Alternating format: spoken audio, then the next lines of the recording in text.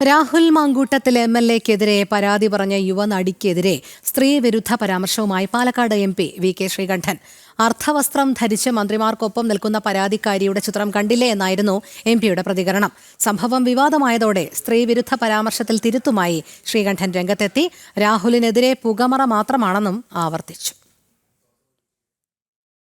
രാഹുൽ മാങ്കൂട്ടത്തിലുമായി ബന്ധപ്പെട്ട വിവാദങ്ങളിൽ ഇന്ന് രാവിലെ മാധ്യമങ്ങളെ കണ്ടപ്പോഴാണ് Palakkad M P V K Sreekandan സ്ത്രീവിരുദ്ധ പരാമർശം നടത്തിയത്. രാഹുലിനെതിരെ പരാതി ഉന്നയിച്ച സ്ത്രീകൾ അർദ്ധവസ്ത്രം ധരിച്ച് മന്ത്രിമാർക്കൊപ്പം നിൽക്കുന്ന ചിത്രം പുറത്തുവന്നത് കണ്ടില്ലേ എന്നായിരുന്നു എം പിയുടെ സ്ത്രീവിരുദ്ധ പരാമർശം.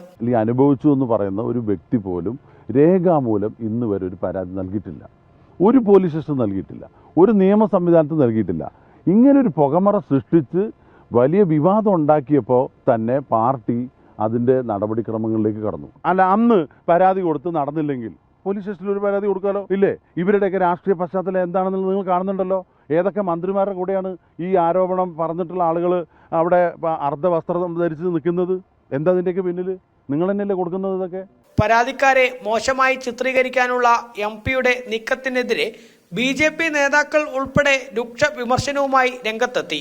ജനപ്രതിനിധിയായി ജനങ്ങൾ സെലക്ട് ചെയ്ത MLA സ്ഥാനത്തിരിക്കുന്ന ഒരു വ്യക്തി ഇത്ര കണ്ട് തെറ്റ് ചെയ്തു എന്ന് ബോധ്യപ്പെട്ടിട്ടും അദ്ദേഹത്തെ രക്ഷിക്കാൻ വേണ്ടി ശ്രമിക്കുന്ന ഈ കാപട്യമുണ്ടല്ലോ, ഇതിന് കനത്ത വില UDF നേതൃത്വം കേരളത്തിൽ കൊടുക്കേണ്ടി വരും എന്നുള്ള കാര്യത്തിൽ തർക്കമില്ല. തൻ്റെ കൂട്ടുകാരനായിട്ടുള്ള MLA ഇടപെട്ടു പോകും എന്ന് മനസ്സിലാക്കിക്കൊണ്ട് കുറച്ചൊക്കെ പാലക്കാട്ടുകാർ ബഹുമാന്യത കൊടുക്കുന്ന ശ്രീമാൻ ശ്രീകണ്ഠൻ ഇത്തരത്തിലുള്ള നയപ്രഖ്യാപനങ്ങൾ നടത്തിയാൽ അത് ഏറെ പരിക്ക് വ്യക്തിപരമായി പോലും ഉണ്ടാകും എന്നുള്ളതാണ് ഈ വിഷയത്തെക്കുറിച്ച് എനിക്ക് പറയാനുള്ളത്. സിനിമയിൽ അഭിനയിക്കുന്ന ഒരു കുട്ടിയാണ്. അപ്പോൾ ആ കുട്ടിക്ക് പലതരം വേഷങ്ങൾ ഇടേണ്ടി വരും. ഒരു വസ്ത്രം വെച്ചിട്ടാണ് ഒരു സ്ക്രീൻ അളക്കുന്നത്? തീർച്ചയായിട്ടും അല്ല. കുട്ടിയുടെ ജോലി അതാണ്, മോഡലിംഗ് ഇതൊക്കെ. അപ്പോൾ പലതരം വസ്ത്രങ്ങൾ ഇടേണ്ടി വരും. അതുകൊണ്ടാണ് ആ കുട്ടി അങ്ങനെ അതിനെപ്പറ്റി വി കെ ശ്രീകണ്ഠനെ പോലെ ഒരാൾ ഇന്നലത്തെ പ്രസ്താവന കണ്ടപ്പോൾ സത്യം പറഞ്ഞാൽ മനസ്സൊന്ന് എന്താ പറയുക സങ്കടപ്പെട്ടു പോയി.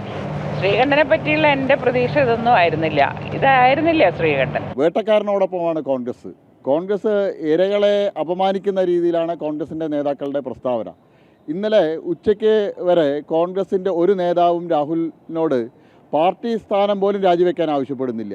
ഇന്ന് കോൺഗ്രസിൻ്റെ നേതാക്കൾ രാഹുലിനെ ന്യായീകരിച്ചു വരികയാണ്. അപ്പോൾ ഇതിൽ നിന്ന് വ്യക്തമാവുന്നത് കഴിഞ്ഞ 3 വർഷക്കാലം കോൺഗ്രസ് നേതൃത്വത്തിൻ്റെ എല്ലാ അറിവും സമ്മതത്തോടു കൂടിയിട്ടാണ് രാഹുൽ ഈ നടപടികളുമായിട്ട് ഇത്തരം പ്രവർത്തികളുമായിട്ട് മുന്നോട്ട് പോയെന്നുള്ളത് വ്യക്തമാവുകയാണ്. വെട്ടിലായ വി കെ ശ്രീകണ്ഠൻ താൻ പരാതിക്കാരെ അപമാനിക്കാൻ ശ്രമിച്ചില്ലെന്ന് പിന്നീട് തിരുത്തി പറഞ്ഞു. പിന്നെ ഗുരുതരമായ കുറ്റം നിയമവിരുദ്ധമായി ചെയ്താൽ ഒരിക്കലും അതിനെ ന്യായീകരിക്കില്ലെന്ന് പറഞ്ഞു. നിങ്ങൾ കൊടുത്തത് എന്താണ്?